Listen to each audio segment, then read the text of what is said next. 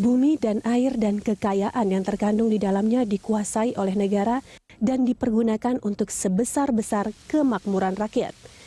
Demikian bunyi pasal 33 ayat 3 Undang-Undang Dasar 1945. Inilah yang menjadi dasar bagi Mahkamah Konstitusi membatalkan seluruh isi Undang-Undang Nomor 7 Tahun 2004 tentang sumber daya air. Ketua MK Arief Hidayat selaku Ketua Majelis Hakim Konstitusi saat sidang membacakan putusan, mengabulkan permohonan pemohon untuk seluruhnya. Undang-Undang Nomor 7 Tahun 2004 tentang sumber daya air bertentangan dengan UUD 1945. Terkait putusan ini, pakar hukum tata negara Andi Irman Putrasidin menyatakan bahwa air menyangkut hak hidup. Jangan sampai rakyat harus membeli air yang berasal dari tanah sendiri. Lebih lanjut, Irman juga mengingatkan bahwa persoalan pengelolaan air bukan masalah sepele karena menyangkut kepentingan 250 juta penduduk Indonesia. Intinya, negara wajib hadir saat rakyat membutuhkan air sesuai dengan amanah pasal 33 Undang-Undang Dasar 1945. Negara harus menguasai sumber daya air. Pihak swasta hanya menjadi pengelola. Itu pun harus tetap diawasi ketat dan serius agar air dipergunakan untuk sebesar-besar kemakmuran rakyat. Tim Liputan, Berita 1. Ya pemirsa, swastanisasi pengelolaan air di Jakarta terus menuai penolakan. Salah satunya Koalisi Masyarakat Menolak Swastanisasi Air Jakarta KMMSAJ tengah menunggu hasil gugatan warga negara tolak privatisasi air Jakarta di Pengadilan Jakarta Pusat besok Selasa 24 Maret.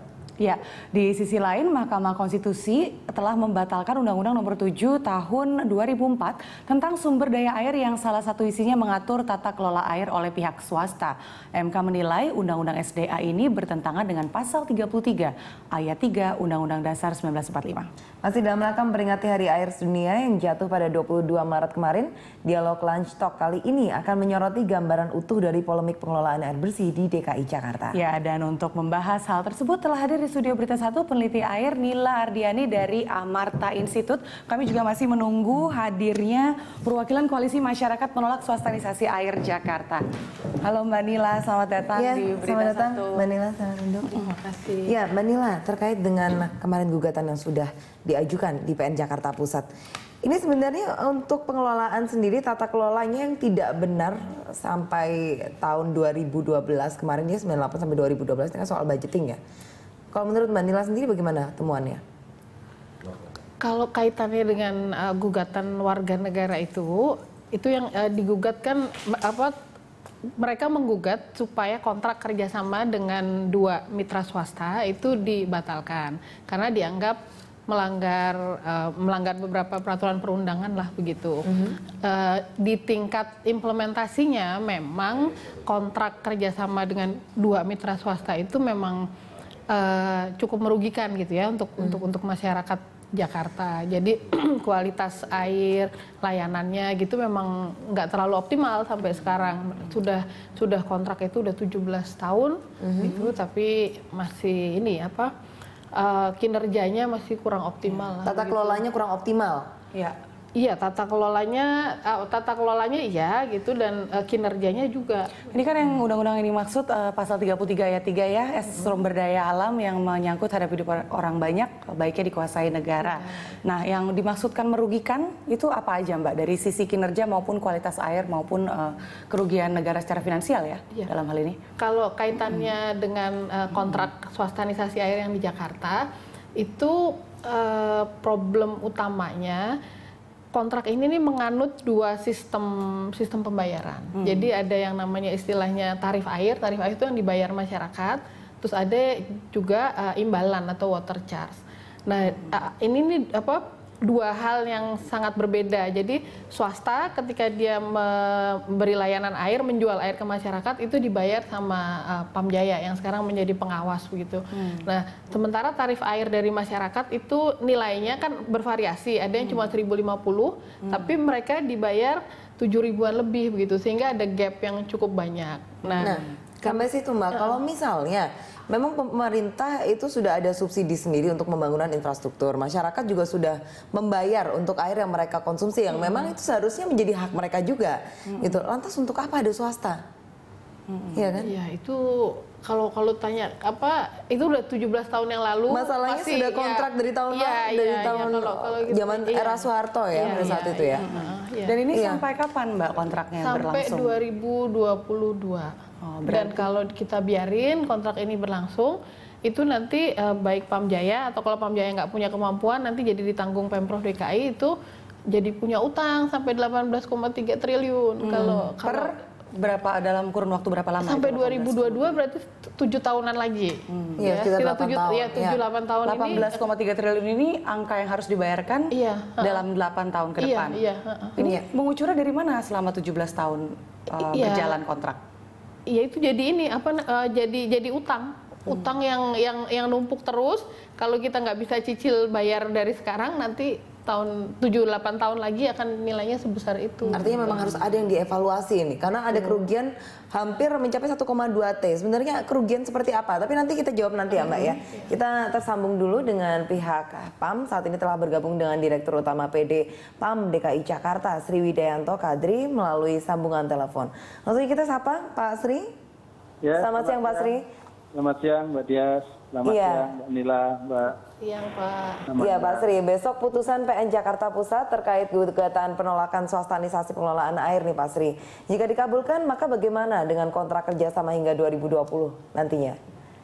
Ya, jadi sebagaimana tadi juga sudah disampaikan bahwa kontrak kita ini kan dimulai dari udah dahulu kala kan historical, mungkin kita nggak usah kita ini lagi gitu ya.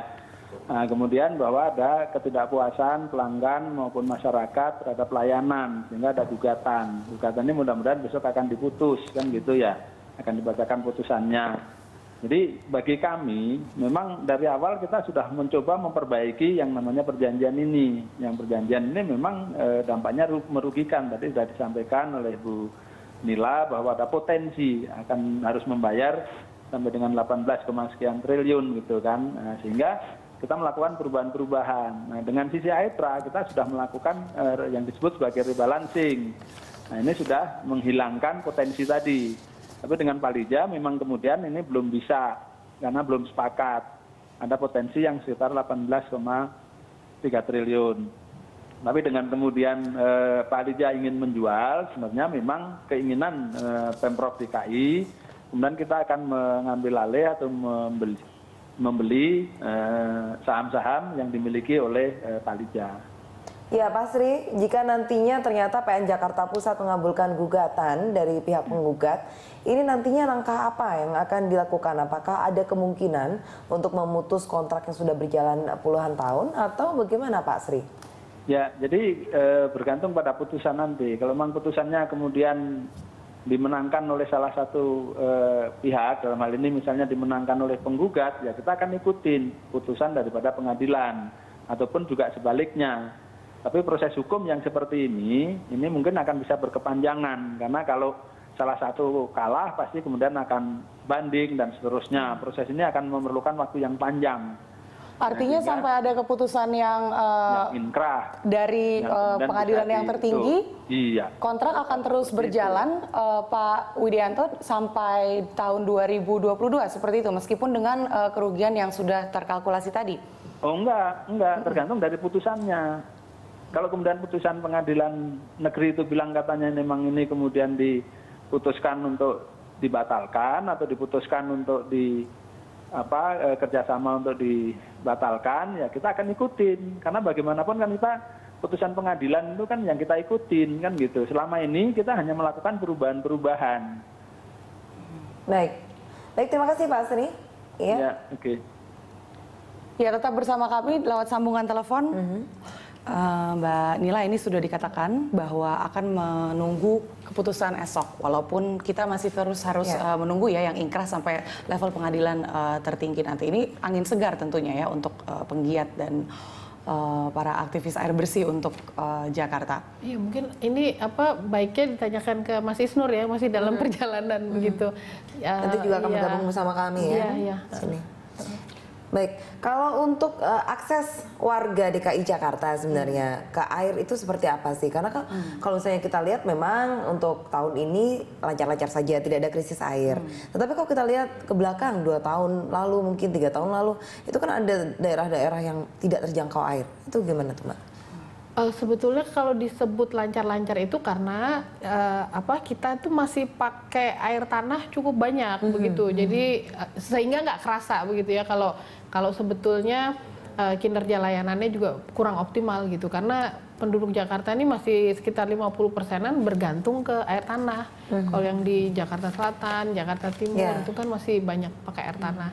Padahal kualitas air tanah kita sebetulnya sudah cukup mengkhawatirkan gitu. Dengan banyaknya limbah, kemudian polusi dan sebagainya ya. Baik, kita akan bahas secara detail seperti apa polutan yang dikonsumsi oleh air di Indonesia, namun di segmen berikut. Ya.